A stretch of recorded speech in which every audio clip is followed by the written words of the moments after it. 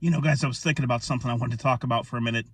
I did talk about this some years ago, but I've gotten a lot of subscribers since then, so I wanted to mention it again. At one point in time, I lived in a very bad area, but it was kind of like the best thing for me at the time. There's just a lot of different factors that go into why that was at the time. That's when I had first gotten Jade and Goro, my pit bulls and stuff. So anyway, at that time I had a GMC Yukon. Loved that vehicle. I loved Yukons, Suburbans, and Tahoes and things like that. But anyway, I'm outside one day, and this is at night, and I'm getting ready to go to the store. I think I was going to Walmart to pick up some stuff. And the street that I lived on, it went up and it butted up against an alley that went, you know, to the left and to the right. It dead-ended, and the alley went left and right. And up from me, okay, the road's here that goes this way, up from me, there's two guys coming down the street.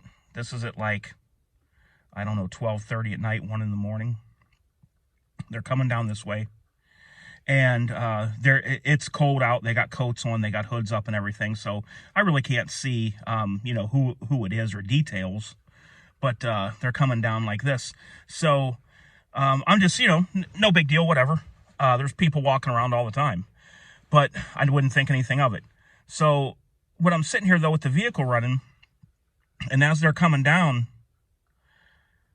I see the one guy nudge the other guy, look over toward here where I'm at, and say, "Let's get this truck." The other guy seems like just his body language and how he's walking seems like he doesn't want any part of it. I couldn't hear, you know, the other guy really say anything, but just from his body language and how he was walking, this other guy actually started to come this way. Now, the front windshield wasn't tinted at all. The side windows were tinted, but not black. And then the back was all blacked out. The back windows and you know, where the doors are and all the way back was blacked out. But the front windows of the vehicle had a mild tint, and then the windshield wasn't tinted at all. Up at the top, I think there was a strip of tint. But so it's running with the lights on. I don't even know if you can see me in there. I really have no idea. I always lock the doors when I get in the car, so the doors were locked.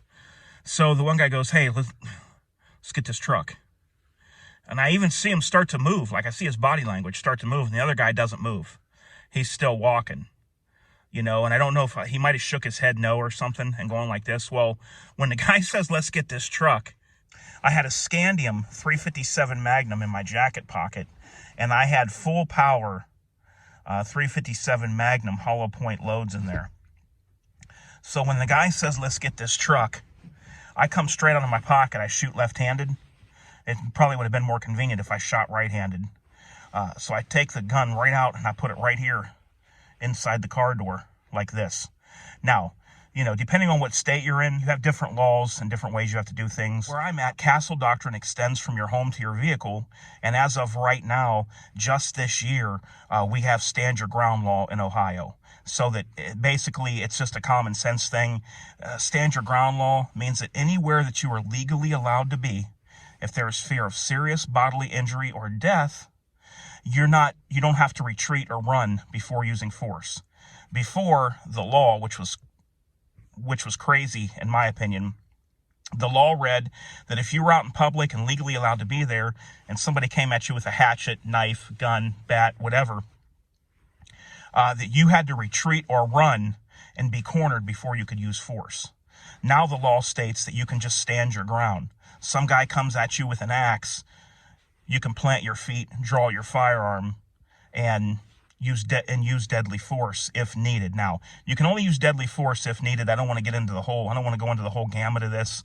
We're not talking a fist fight and things like that. You must be able to show to a jury that you were in fear of serious bodily injury or death when you pulled your firearm to use deadly force. And that's the way stand your ground law works. People have a misconception of stand your ground law.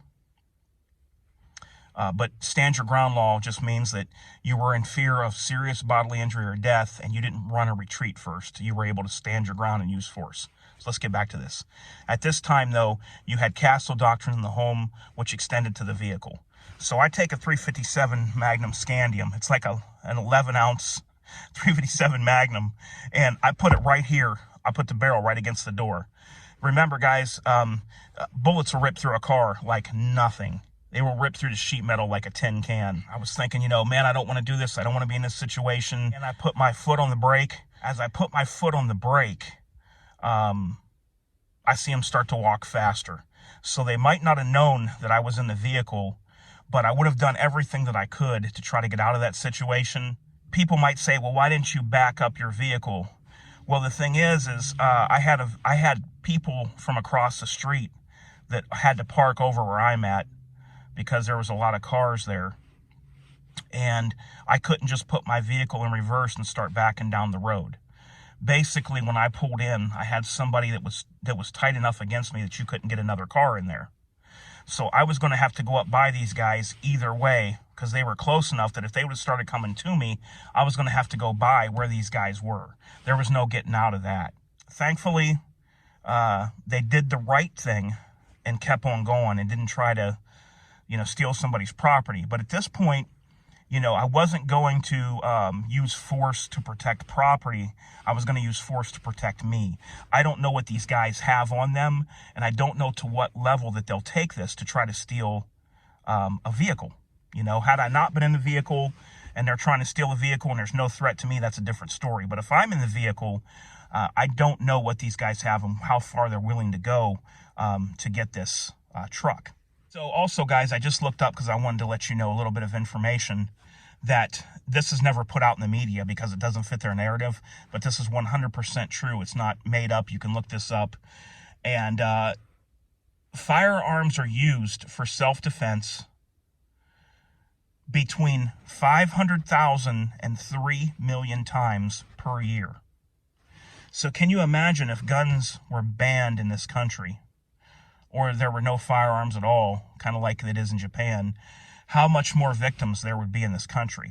So here's the reason it's between 500,000 and 3 million, because we know of the 500,000, but the reason it could be up to 3 million is because most people, when a crackhead or something happens and they pull their firearm and it diffuses the situation, most people do not call the cops. You may say, oh, well, I'm going to call, you know, I'm not doing that. I'm going to call if something happens to me. And that's all fine and good. But honestly, when a law-abiding gun owner that pulls a gun to defuse a situation, when he's in the right and knows he's in the right, and the situation changes and the guy takes off and nothing happens, normally that guy does not call the police. That's just the way it is. So they don't know the actual numbers of how many millions of times that a firearm is used in self-defense a year, because you can't calculate what's not called in. But I just thought I'd tell you guys about that, and you know, see what you think. Like I said, first of all, you want to get out of the situation if you can get out of it. That's the first thing. You know, you don't want to go into something that you could have avoided and, you know, and do something. You want to try to get out of the situation. But the way things happened there, and how I was sitting and had cars behind me and I'm against the curb still, and where they're coming from, where I have to pass and take off, I don't know what's going to happen. You know, I really just, I don't know what's going to happen. Is one of them going to stand in front of my truck so I can't move? You know, and then what do? Do I just tromp it and run over the guy? Or do I let the guy stand in front of my truck, and then his buddy comes to the door and, you know, and then he starts to bust the window out. And then as he's starting to bust the window out with me in there, castle doctrine, you know, do I shoot him through the door? You know, there's so many different scenarios that you have to think about when something like this happens.